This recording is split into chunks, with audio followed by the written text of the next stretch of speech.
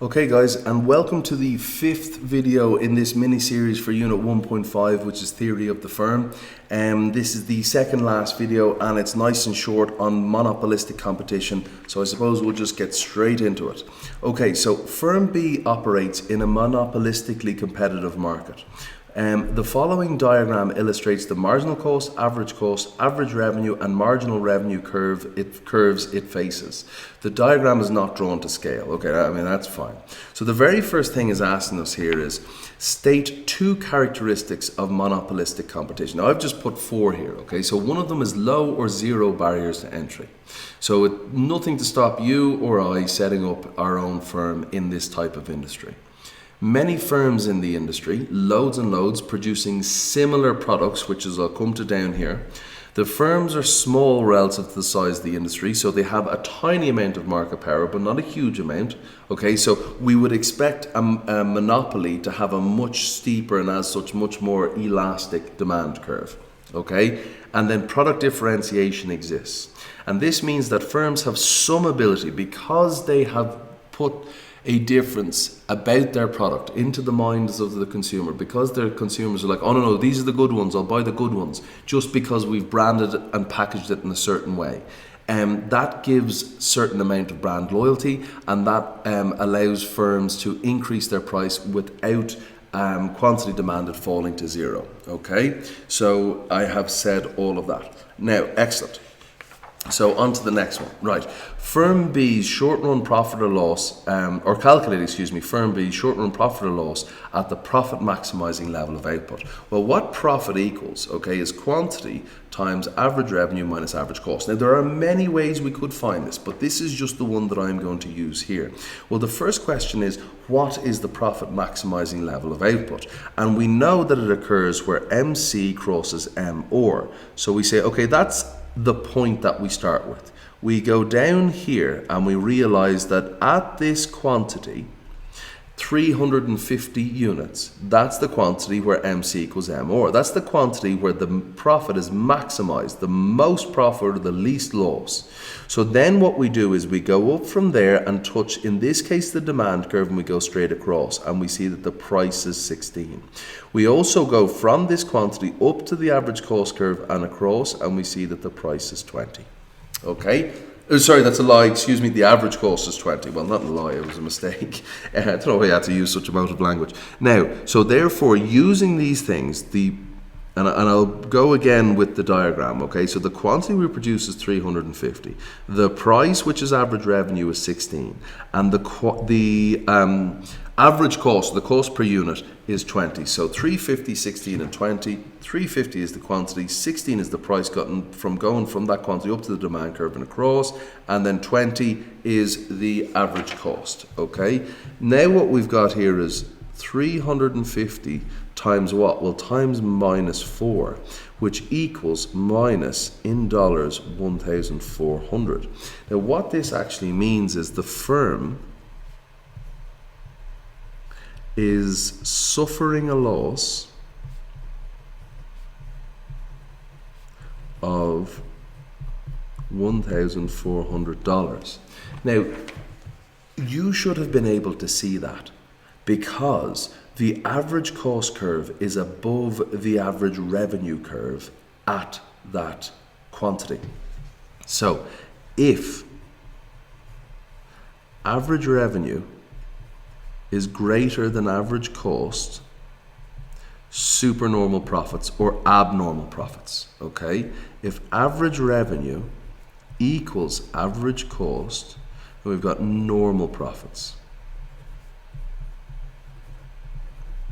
If average revenue is less than average cost, like it is here, we've got a loss.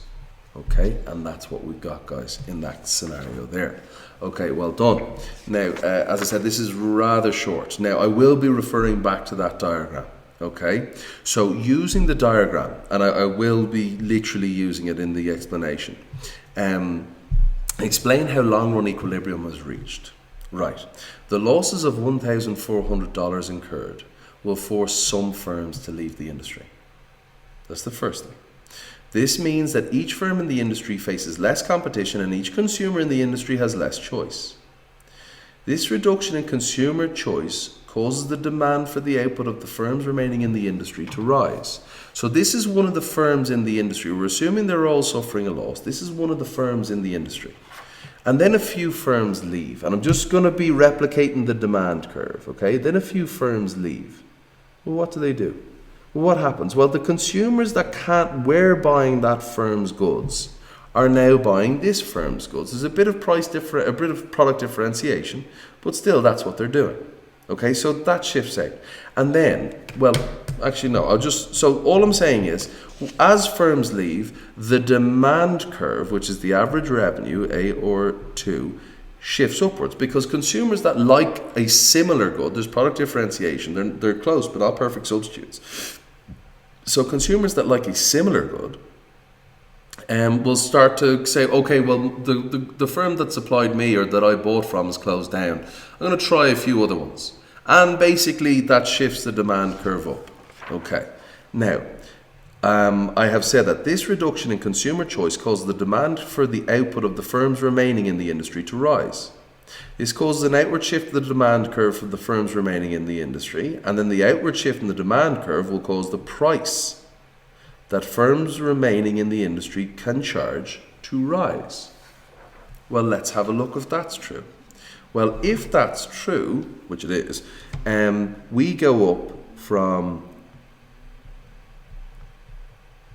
the quantity to the demand curve, and this was the price that we were charging here, but now, we can charge a higher price because the demand for our goods has increased, and that has caused the demand curve to shift outwards. Okay, now I'm not done with that yet. Okay, I'm not done with that diagram and that explanation yet. I just want you to know. Okay, this outward shift of the demand curve will cause the price that remaining firms can charge to rise. This rise in price will reduce the losses suffered by the remaining firms. And this process of exit, some firms exiting, other firms staying, will continue until the remaining firms make normal profit. Well, basically what I'm saying is this process of exit, because you cannot suffer a loss forever, okay, and I'll use my red pen, will continue, and I will hope and try so hard to do this as accurately as possible, will continue until this occurs.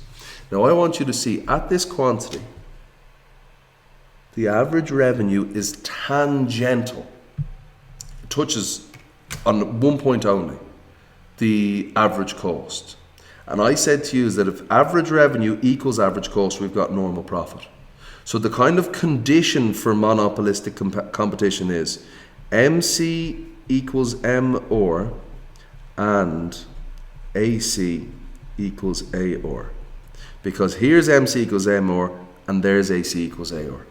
Normal profits. Okay, so that idea that they leave continues on until all firms in the industry that are left are earning normal profits. No, sorry, wrong one. Now, very good. Okay, so 1D, with reference to the diagram, outline whether allocative efficiency will be achieved in the long run. Okay, so this here is the long run. What is allocative efficiency? Allocative efficiency is where price equals marginal cost. Why price? Well, without any externalities of either production or consumption, price is the marginal benefit, the total marginal benefit derived by society. Granted, it is only derived by one person, who is the person that is willing to pay the price. And what I mean by price is the total marginal benefit. What I mean by that is that price is at least equal to the value or the marginal benefit that that consumer places on that good. So therefore, I know it's all gathered up by one person, but that one person is part of society. So if that one person is happier, then society is happier, ceteris paribus. Okay, so this here is the price.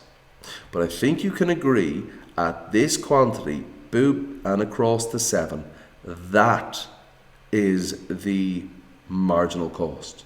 So price, and it will always be this way, has to be greater than marginal cost in the long run. And let's look at why. Okay, so monopolistically competitive firms are profit maximizers. This means they produce that quantity of output where marginal cost equals marginal revenue. As price is greater than marginal revenue in monopolistic competition, price is always greater than MR. As a result of a downward sloping demand curve, price cannot equal marginal cost when marginal revenue equals marginal cost. As such, allocative efficiency can never be achieved in the long run in monopolistic competition. Let's have a look at this. Here, now I know I haven't drawn my extra one, but let's just look at this. Marginal revenue has to mathematically be below average revenue if the demand curve is downward sloping. It absolutely has to. Okay? Now, if we are going to find a quantity where MC equals MR, well then price can never equal MC because MR mathematically has to be below AR. Okay? And AR is price. So that's the reason why. Guys, that's me done. Thank you so much. It is nothing on that page. Thank you so much. I really hope that helps, and I very much look forward to seeing you in the next video.